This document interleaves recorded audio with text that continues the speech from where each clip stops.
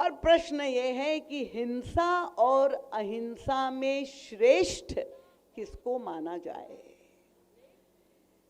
इस प्रसंग की मैं पृष्ठभूमि आज आपके सामने रखना चाहूंगी, क्योंकि वर्तमान संदर्भ में हमें मानस को समझना है और उससे निष्कर्ष निकालना है। और हमारा ये सौभाग्य है कि युग तुलसी परम पूज्य महाराज श्री का चिंतन हमें प्राप्त है। उनका सद साहित्य तो उपलब्धि है, 100 ग्रंथ से अधिक प्रकाशित है। पर कितने सुंदर ढंग से परम पूज्य महाराज श्री इन वैश्विक समस्याओं को हमारे समक्ष रखते हैं। और कथानक से मानस के आप लोग सब परिचित है, क्योंकि हमारे पास समय नहीं है। मैं तो केवल सूत्रों में आपके समक्ष वह बिंदु रखूंगी जिससे हम उस निष्कर्ष पर पहुंच सके। परम पूज्य महाराज श्री हमारा ध्यान आकर्षित करते हैं उस युग के 2 महापुरुषों की ओर। हिंसा और अहिंसा को लेकर के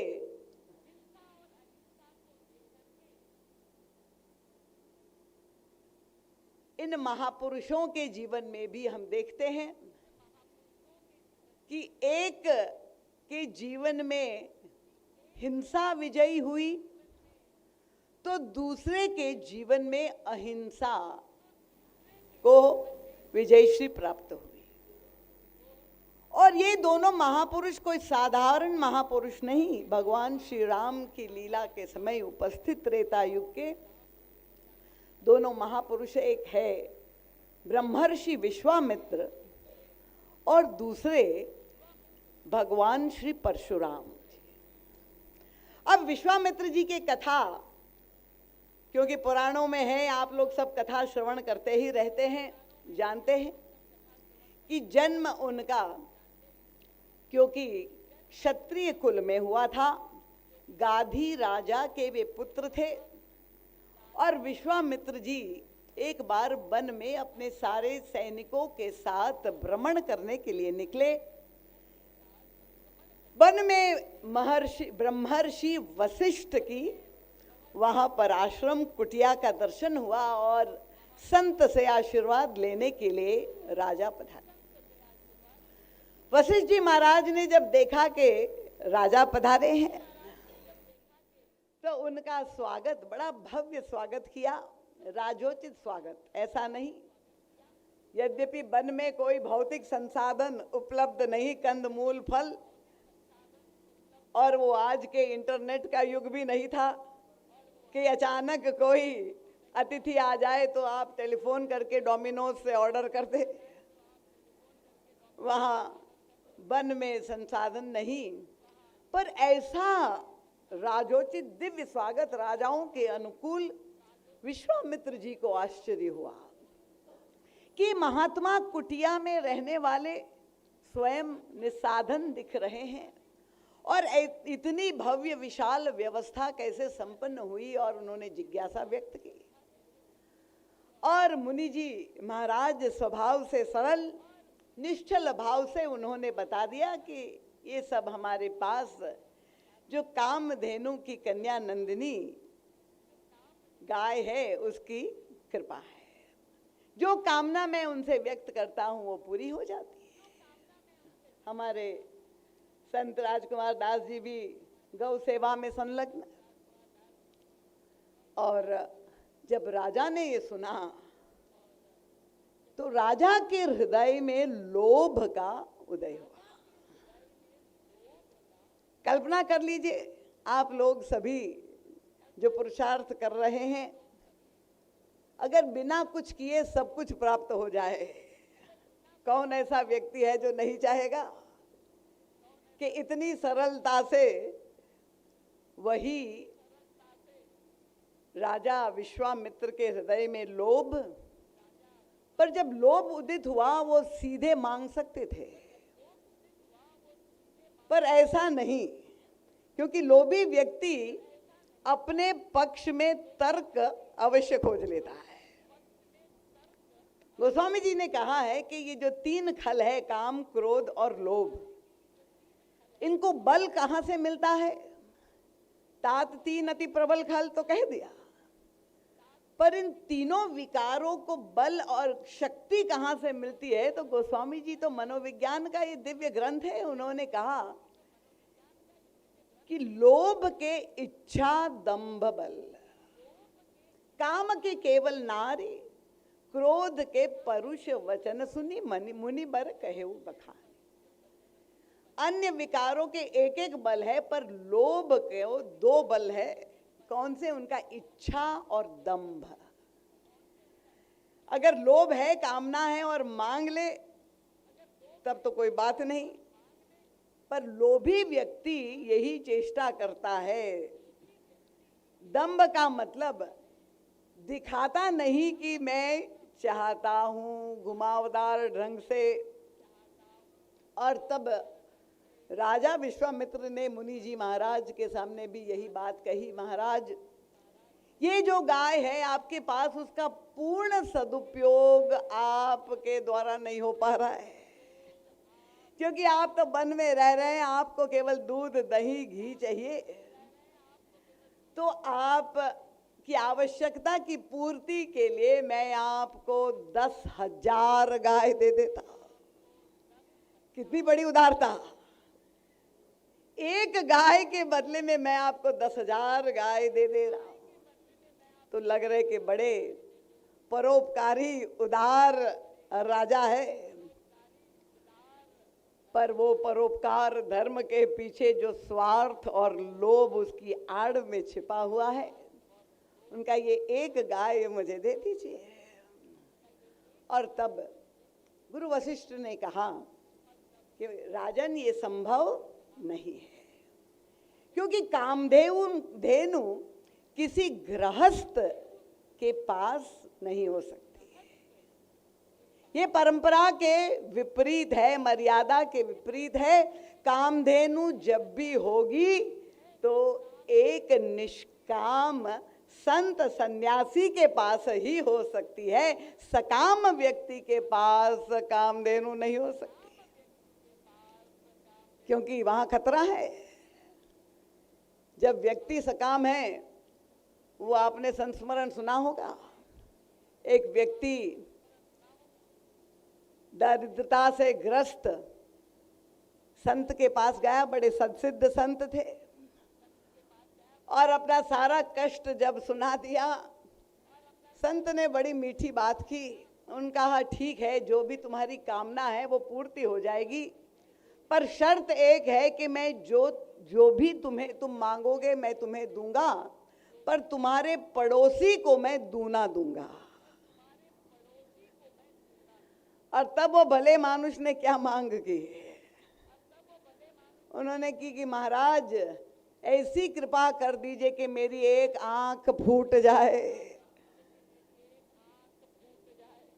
तो अगर कामधेनु किसी सकाम व्यक्ति के पास चली जाए तो अनर्थकारी हो सकती है। और जब गुरु वशिष्ठ ने अस्वीकार कर दिया, तब राजा को अब रजोगुणी क्रोध आया, और क्रोध के साथ उनका अभिमान जागृत हो गया, और उन्होंने चुनौती दी कि महाराज अगर आप नहीं दे रहे हैं तो मैं छीन करके भी ले जाऊंगा। और अपनी सेना के साथ आक्रमण किया। पर आश्चर्य हुआ कि सारी सेनापति सब विफल हो गए। ब्रह्मर्षि वशिष्ठ के ब्रह्मदंड के तेज के समक्ष ये सारे अस्त्र शस्त्र जय विफल हो गए, और राजा पराजित होकर के वहां से लौटे। विश्वामित्र जी पर शांत नहीं बैठे।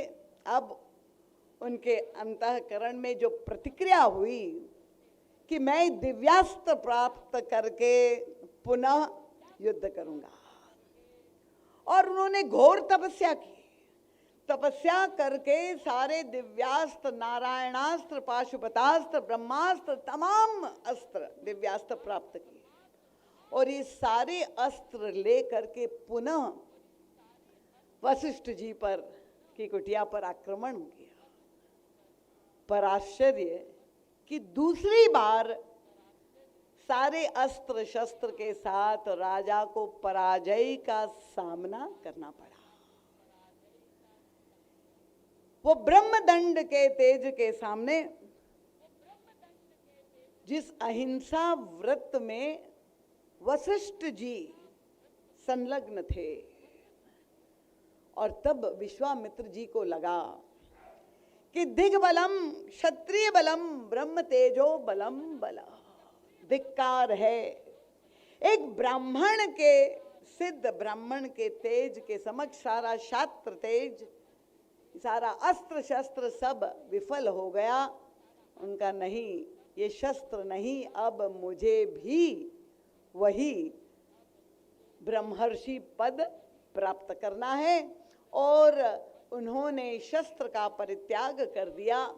पुनः तपस्या का क्रम उनके जीवन में, और ऐसी घोर तपस्या की कि केवल संसार वाले नहीं, ब्रह्मा जी को प्रकट हो करके उन्हें ब्रह्मर्षि पद प्रदान करना पड़ा। ऐसा कीर्तिमान संसार में दूसरा नहीं प्राप्त हो सकता। ऐसे पुरुषार्थी महापुरुष विश्वामित्र जी के जीवन की ये कथा, जिन्होंने हिंसा का त्याग करके अहिंसा को अपने जीवन में स्वीकार किया। दूसरी ओर महाराज श्री हमारा ध्यान आकर्षित करते हैं एक दूसरा महात्मा, महापुरुष, अंशावतार परशुराम जी महाराज का भी प्रसंग हमारे समक्ष है। परशुराम जी महाराज महर्षि जमदग्नि के पुत्र हैं, और महर्षि जमदग्नि भी वन में रह करके अहिंसा धर्म में का पालन करते हुए जो है तपस्या कर रहे थे। वही कथा वहां पर भी पढ़ने को मिलती है कि जो है देश का राजा उस समय सहस्त्रार्जुन वन में वहाँ विहार करने के लिए निकला, शिकार करने के लिए निकला, और जमदग्नि जी महाराज के आश्रम में जा करके प्रणाम किया आशीर्वाद लेने के उद्देश्य से। और वहाँ भी संत ने राजा का विशाल भव्य स्वागत किया। अब सहस्त्रार्जुन के हृदय में भी यही जिज्ञासा, और वही कथा आती है कि जमदग्नि जी ने बताया कि ये सारा स्वागत सत्कार जो है वो कामधेनु गाय का सुफल है। और सहस्त्रार्जुन के अंतःकरण में भी लोभ की वृत्ति जागृत हुई, और उन्होंने जब मांग की, जमदग्नि जी ने अस्वीकार कर दिया, और तब सहस्त्रार्जुन ने आक्रमण किया पूरे अस्त्र शस्त्र के साथ। और क्या हुआ कि यहाँ पर जिस अहिंसा व्रत का पालन महर्षि जमदग्नि जी कर रहे थे, यहाँ अहिंसा हिंसा के समक्ष परास्त होती हुई दिखाई दे रही है। राजा सफल हो गया, महर्षि जमदग्नि का सिर काट दिया, और वहां से कामधेनु को ले करके विजेता के रूप में अपने राजमहल को चला गया। परशुराम जी महाराज उस समय वहां पर उपस्थित नहीं थे जब ये घटना घटित हुई। जब वे वहां पर पहुंचते हैं और उन्होंने देखा कि ऐसी निर्मम हत्या एक निर्दोष अहिंसा पालन करने वाले महात्मा की हुई, एक शस्त्रधारी के द्वारा, और शस्त्र के सामने अहिंसा परास्त हुई। इतनी घोर प्रतिक्रिया भगवान परशुराम जी के अंतःकरण में हुई कि उन्होंने उसी क्षण निर्णय कर दिया कि अहिंसा से काम नहीं चलेगा, मुझे शस्त्र का उत्तर शस्त्र से देना पड़ेगा। और उसी समय उन्होंने अपना परशु उठा लिया, और उस फरसे के द्वारा केवल परशुराम जी को ही दंडित, सहस्त्रार्जुन को ही दंडित नहीं किया, पर समस्त क्षत्रिय राजा पुराणों में विभिन्न प्रकार की कथा आती है। अनेक बार जो है परशुराम जी महाराज ने उन सब का वध कर दिया कि अगर मूक हो करके आप दृष्टा बन करके रह गए तो भी आपने जो है ये समर्थन किया है और इसलिए आप भी दंड के भागी है। तो ये जो दो महापुरुष है हमारे सामने, क्योंकि जिस प्रश्न पर हम चिंतन मंथन कर रहे हैं कि श्रेष्ठ किसे कहा जाए, जो धर्म का पालन हमें करना है, अहिंसा श्रेष्ठ है कि हिंसा श्रेष्ठ है। और जब हम अपने शास्त्रों की ओर देखते हैं तो सनातन धर्म की विडंबना क्या है, कोई एक ग्रंथ नहीं है हमारे यहाँ। अन्य धर्मों में तो मान लीजिए कि अगर क्रिश्चियन धर्म है तो एक बाइबल है उनके पास, और इस्लाम धर्म है तो एक कुरान है, पर यहाँ तो चाहे श्रुति हो चाहे स्मृति हो, जहाँ हजारों सैकड़ों की संख्या में ग्रंथ है। श्रुतिश्च भिन्ना स्मृत्यश्च भिन्ना श्रुतिर्विभिन्ना। तो फिर क्या किया जाए, इतने ग्रंथ और सब में परस्पर विरोधी बातें पढ़ने को मिलती है, हम लोग क्या करें। तो यही कहा भगवान वेदव्यास जी ने कि महाजनों ये न गतश्च पंथा, महापुरुषों का अनुगमन करिए। पर महापुरुष भी एक दो हो तो हम उसका अनुगमन करें। यहाँ महापुरुषों की भी संख्या इतनी बड़ी है और यहाँ दोनों ही महापुरुषों का दृष्टांत आपके सामने रखा है। ऐसी स्थिति में ये जो दो महापुरुष है, ये दो चिंतन के प्रतीक अगर हम देखें, और दोनों में जो विरोधाभास है, इन दोनों में समन्वय अगर किसी ने स्थापित किया है तो वे इस त्रेता युग में जो अवतार हुआ है वो हमारे भगवान श्री राम के द्वारा प्रकट हुआ है। भगवान श्री राम की लीला में आप देखते हैं कि दोनों महापुरुषों का मिलन जिस भूमि पे होता है, केंद्र में भगवान श्री राम है। और किस तरह से भगवान श्री राम ने एक नया जीवन दर्शन संसार के समक्ष प्रकट किया, क्योंकि किसी एक घटना से प्रभावित होकर जो निष्कर्ष निकाला जाए वो निष्कर्ष निश्चित रूप से अधूरा होगा। मान लीजिए कि किसी एक बुरे व्यक्ति को सफल होते हुए आप समाज में देखें और आप ये निर्णय कर रहे कि भाई बुराई के द्वारा ही सफलता प्राप्त हो सकती है। दूसरे व्यक्ति ने देखा कि एक अच्छा व्यक्ति अपनी अच्छाई के द्वारा सफल होता जा रहा है, तो उससे प्रेरित होकर के उन्होंने निर्णय कर दिया कि अच्छाई के द्वारा ही जीवन में सफलता प्राप्त हो सकती है।